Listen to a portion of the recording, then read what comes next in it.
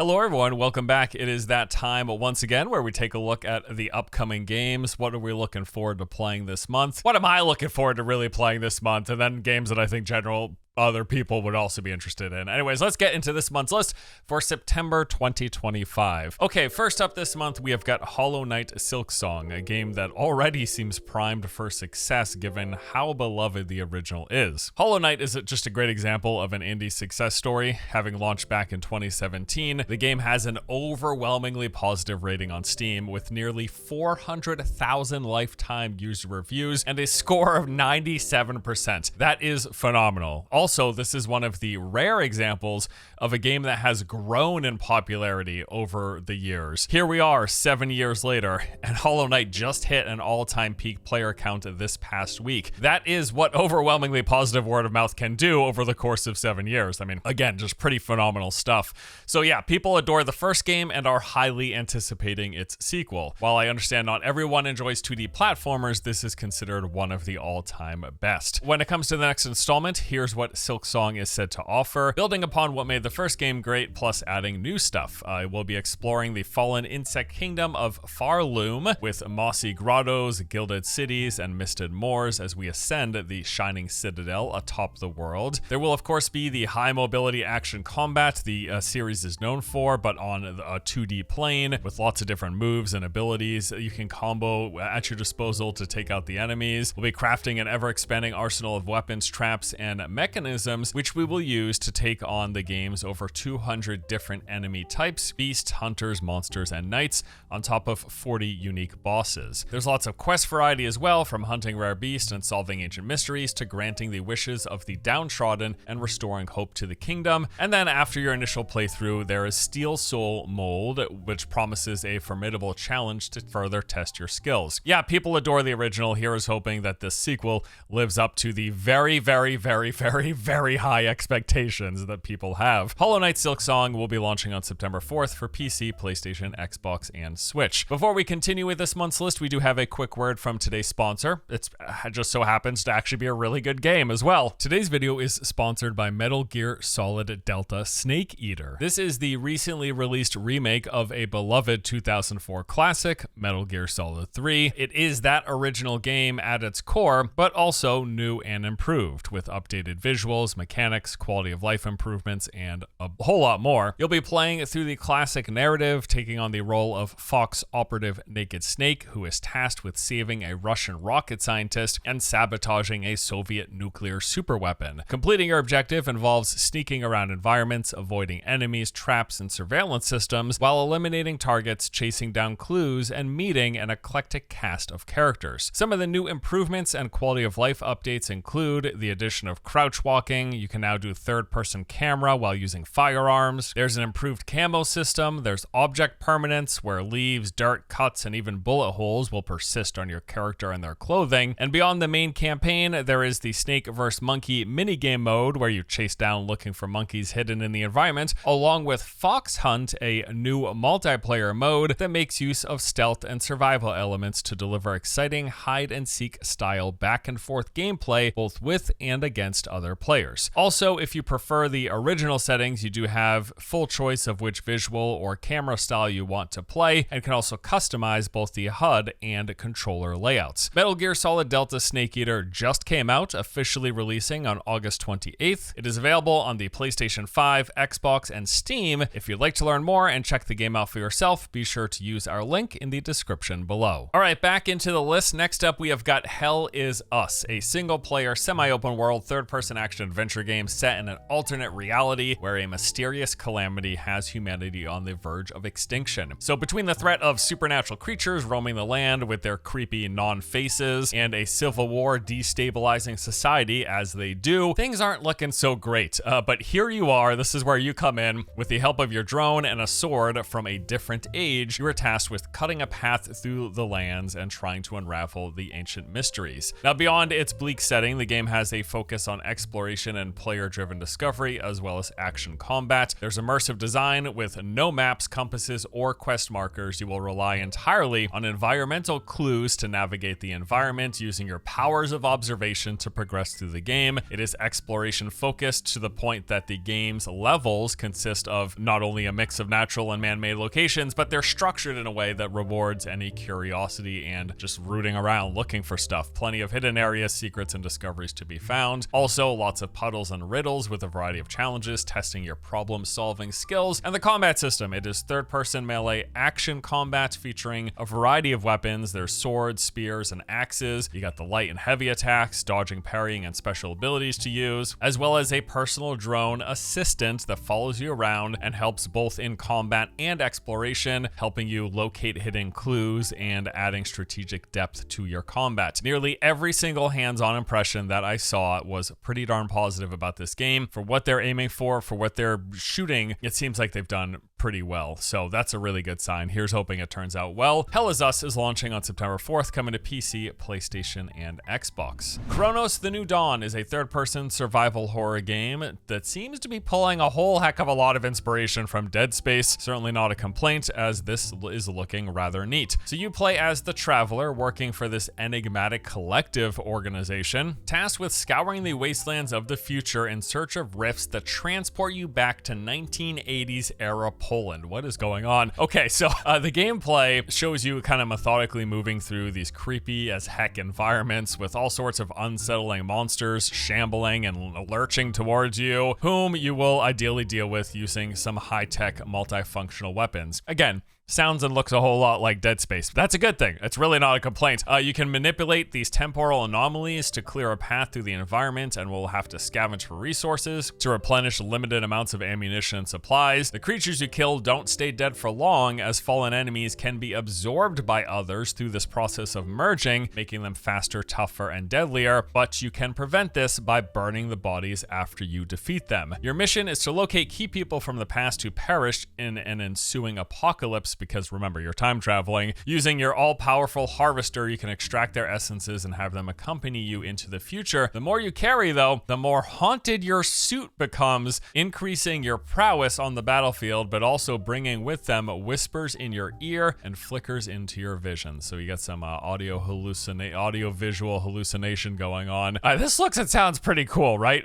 Seriously, some people might just call it like a whatever Dead Space ripoff, but I don't know, looks neat. And plus, we're going to 1980s era Poland in this sci-fi world. It seems neat, really. Chronos: The New Dawn launches on September 5th for PC, PlayStation, Xbox, and coming to the Switch too as well. All right, Borderlands 4. So this is a game that I initially wasn't really paying attention to, if I'm being honest, but the more that I've seen, the more I thought, hey, that doesn't look so bad, and doesn't look so bad is enough for me to at least be willing to give it a shot. It is a Borderlands game in many ways. You should know exactly what to expect. It's a first-person shooter, lots of guns, lots of humor, crazy enemies, millennial dad jokes, more guns, and on top of all of that, the devs themselves describe Borderlands 4 as an action-packed first-person looter-shooter sci-fi adventure. It's a mouthful. With freeform combat, lots of exploration boss fights, and an eclectic cast of characters. It's going to maintain the traditional formula of being a looter-shooter.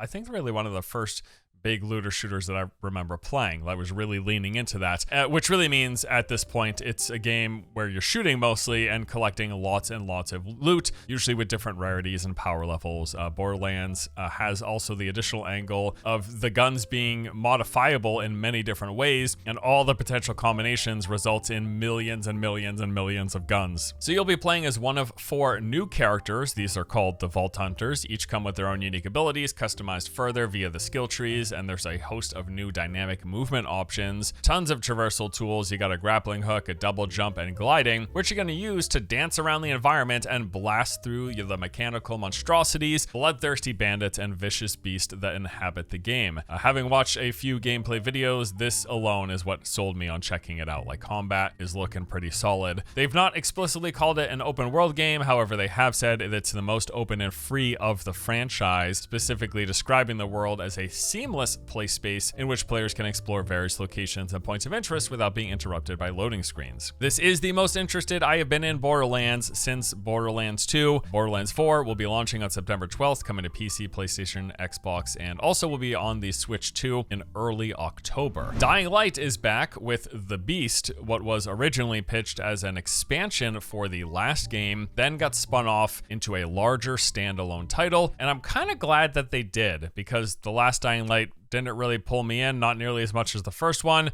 I'm hoping they kind of rekindle that magic here with this spin-off in The Beast. So this takes place in the rural setting of Castor Woods. We're going to be playing as Kyle Crane, but there's a twist this time. He has undergone 13 years of experimentation, fusing his blood with that of zombies. And now, ta-da, we've got zombie powers. The game's going to make use of the franchise's classic melee-focused combat. We'll be smashing and slashing our way through hordes of zombies with an array of blunt, bladed, and piercing weapons, all of which can be modified and enhanced in various ways. Also, with all of that zombie DNA flowing through our veins, we now have beast-like powers, hence the name of the game. This includes things like X-ray vision to see enemies through walls, and the ability to go beast mode, punching and slamming our way through hordes of zombies, yes, but also through parts of the terrain. There is the parkour system, which has always been a big standout of the series. Probably one of the best feeling environmental navigation systems I've ever played, like sincerely. Just the sliding, the hopping, the jumping, the leaping, the mantling up, under, over, and around, like anything in the environment. It all felt good in the past. At least that's what I recall from the first Dying Light. Now, they refer to this as a tightly crafted open world featuring natural landmarks, small villages, and industrial complexes, all of which will offer diverse options for traversal as we hunt and run from zombies. There's also now off-road vehicles in the form of a four-wheeler, and the game has many of the open world stuff that you expect. So you'll find large bases full of enemies to clear and loot to collect. There are safe houses scattered about where you can get some rest and do your upgrading, and you've got NPC towns and villages for picking up quests and trading. And don't forget, in these games, when night falls, things go crazy. You got larger, faster, and deadlier foes scouring the map, but with the high risk comes high reward if you want to chance it, so long as you don't die in the process. Lastly, the game also has 4-player co-op if you'd like to play with friends. Dying Light: The Beast is launching on September 18th for PC, PlayStation, and Xbox. The game, formerly known as Jump Ship, is now titled Jump Space. Bit of a downgrade of a name, if you ask me, unfortunately, but apparently some trademark issues kind of forced the name change. Whatever it's called, though, I don't really care. From what I played earlier this year, the game itself, it's fantastic. Jump Space. It was called Jump Ship. It's now called Jump Space. Jump Space is fantastic. This is essentially Wildgate, but co-op PvE focused. Really, that is it. And what's so funny about this is I knew about and had played Jump Space before Wildgate was even announced as a game. Like, we didn't even know Wildgate existed, but then it since got revealed, released, and now very soon we're gonna get to play Jump Space. And you know, while on the topic, I gotta say, like, I enjoyed Wildgate, don't get me wrong, but as I steamroll my way into middle age, I kind of like nice chill co-op PvE experiences more so nowadays than the sweat fest that like every PvP game turns into after the first couple of days once it comes out. Kind of a long-winded way of saying Jump Space is more my speed with that co-op PvE focus. So what is this? Well, again, it's a first-person shooter. You're going to be going around exploring space, traveling to procedural maps, fending off PvE enemies as you attempt to complete each map's main objective. So basically the gameplay loop, it works like this. You start off in the hangar. This is like a hangout location. It's also where you can choose your loadout, different customizable options here. You've got customization for your ship as well, and the ability to upgrade various parts of it. You then go to the galactic map where you pick a mission. You'll typically have multiple of these available in the different quadrants. It's kind of broken up like Helldivers 2. It's a similar looking system. So you go to a section of the galaxy map and then you pick an available mission within there. There'll be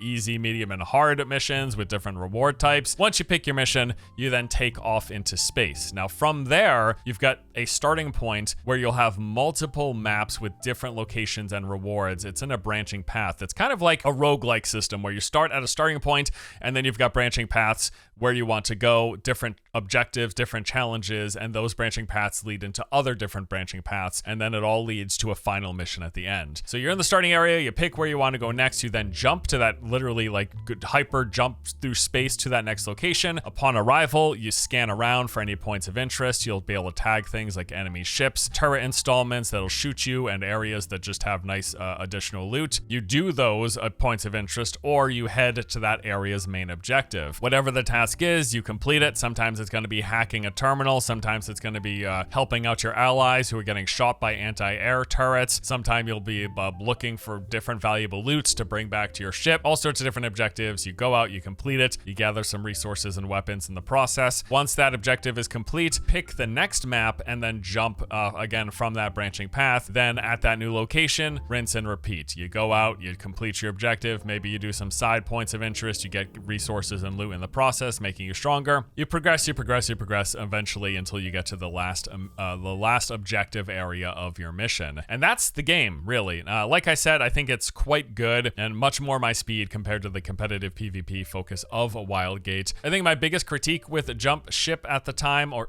what is it called now? Jump Space? Yeah, Jump Space. I think the name change is killing me. I think my biggest critique when I first played Jump Space was the amount of variety of locations, the different objective types, and the enemies. Now, it's my understanding they have expanded upon and added to this over time, and I'm hoping it works out because, yeah, I really liked the foundation of what was there. Jump Space will be launching on September 19th, coming to PC and Xbox. All right, the next game on this list is technically out before September, but I feel obligated to mention this because I will likely be spending a good chunk of the month playing. That is the latest update for Path of Exile 2. This one is a doozy with some massive changes, improved quality of life, and new content. So we've got the inclusion of Act 4, which has 8 new areas, a non-linear progression where you can choose which of these 8 you want to go to. And in those areas, besides getting more story and collecting loot, there's 100 new monsters and 12 bosses you'll encounter. The cruel acts have been removed. So previously, we played through acts 1 through 3, and then we played through them again on a harder difficulty before we got to the end game mapping. Well, now that cruel difficulty differentiation is no longer there. Now we play through acts 1 through 4, and then we have additional acts. We've got 3 interlude acts. These are essentially temporary placeholders for what will be full-blown acts in the future. They're just not out yet. But each of these, they take place in these distinct new areas, and one of them even includes an entirely new biome, which is the snow region. They added sprinting to the game. This is now a baseline ability. You hold down dodge roll to sprint. There's no limitations here, so you can do it as long as you want. The drawback is if you get hit too many times, and it only takes a couple, you get knocked on your butt, and there's a good chance you're going to die if there's anything above a white mob hitting you. Tons of new skills in the game, both active and passive, as well as support gems that got overhauls and improvements, a bunch of new skills and mechanic changes. They added 100 new notables to the passive skill tree, starting to look a whole lot more like Path of Exile 1 with how many nodes are on this thing. Not that it's a bad thing, honestly. Once you get into the game, you can figure it out. A lot of balance tuning. They've done some more to encourage combos. They've had buffs to defensive stats like evasion armor and the addition of deflection. Quality of life improvements like weapon swap delay has been removed, so you can now weapon swap instantaneously. Also, the first official league mechanic is here. This is Rise of the Abyss. So you got these pits that are forming on maps. They spew out enemies. You kill the enemies, and that's going to summon an abyssal. Then killing that closes the fissure. You do this, it gets progressively harder and harder, but also giving you better rewards. Endgame mapping got some new stuff. You get new rewards, new maps, locations, bosses, and mechanic changes. Of course, there's loads of new gear to collect, and they added in-game trading. Thank you so much. I'm no longer spending half my playtime when I'm at mapping, like refreshing pages, seeing, hey, here's this item. Is it worth selling? How much should I sell it for? I want this item that this person's selling. Let me whisper them. Oh, he didn't respond. Let me whisper 10 other people. Oh, none of them responded. Now there's just an in-game option. You go in, you look for the item you want. You then teleport to their thing instantly if they put it up there, and you just take it out and you get it, and you don't have to. It's so much better, dude, honestly. I know that there's potential concerns about how like bots are going to be interacting with this system compared to how they interacted with the trading website, but just if you got trading in the game, just put it in the game like every other game. Having to literally, when I was like in season 1 especially, but also in season 2, I think I spent close to half of my playtime looking at this web browser when trading. Like, I want to be playing the game ideally. Just let me post stuff on an auction house like thing. It's not really that. It's still kind of convoluted where you got your stash tabs and you got to make them public, and that allows people to interact with trade them, and then you set the price of the tabs or the individual price of the items. So it's still a little bit convoluted. It's not as easy as just like a WoW auction house or something, right? But they're getting there. It's in the game at least. Path of Exile 2 Season 3, it launched on August 29th. I have been playing nonstop and will likely be continuing to do this for the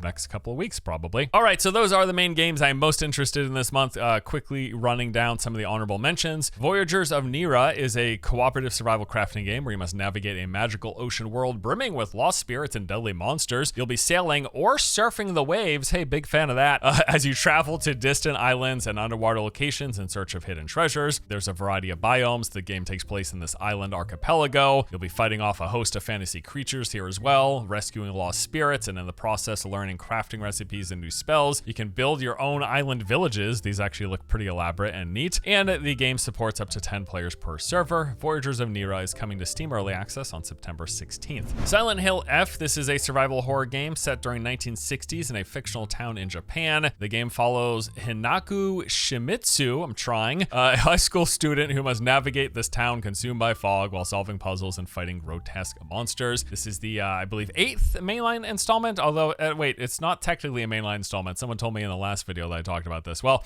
it's a new Silent Hill game, whatever. F was designed to be more action-oriented than some of the previous titles, with challenging difficulty and a bigger focus on melee weapons as opposed to firearms. Should be noted, though, that even with the action focus, this is still a survival horror game, and much of the gameplay we've seen shows a lot of players spending a lot of time running away from dangers rather than engaging with them. And of course, yes, it's creepy. Really, really creepy. Like, so creepy, I don't think I can show half of the trailer footage for this game in this video, as it might, like, age restrict and demonetize it. So yeah, anyways. Looks cool, though. Looks spooky. Silent Hill F will be releasing on September 25th for PC, PlayStation, and Xbox. And then finally, there are 2 betas this month I want to tell you about. First is the one for Mistfall Hunter. This is that third-person action combat PvPvE extraction RPG. That's a mouthful. It's actually supposed to be pretty good. I know a few people who played past beta tests, and they said it's like, it really feels like Dark Souls. So okay, it feels like it's an action combat third-person game that feels like Dark Souls. That's what I was told, but it's supposedly pretty good. Like, apparently the PvE combat feels pretty good, and the PvP engagements are fun and interesting. There's like some kind of cool class variety. So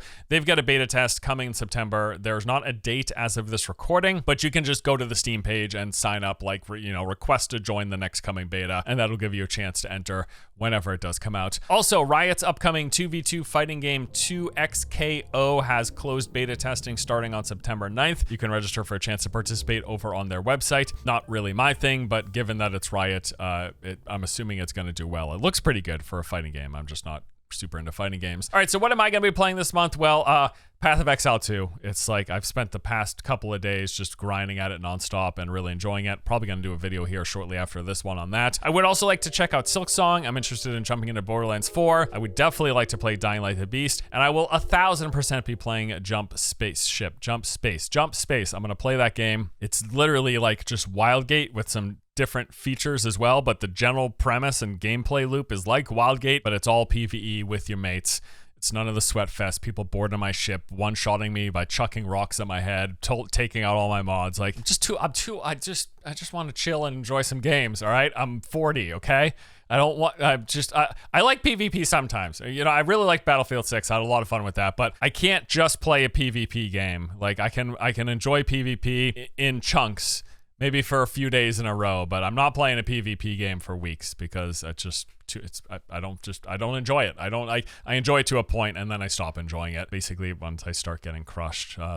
And if there's time, I'd also like to jump into Hell Is Us, and I'd be interested in checking out Silent Hill F, but frankly, it looks like I might be pretty busy with other stuff this month, so we will see. But that does it for me. That's it for my list. Thank you all. Hope you enjoyed. As always, of course, let me know in the comments below. Is there anything else coming out this month that you're interested in that didn't make the list? Let me know. Maybe there'll be some. I'm always, every once in a while, if someone says a game that's like, oh, Force, you forgot about this. I was like, yes, I did.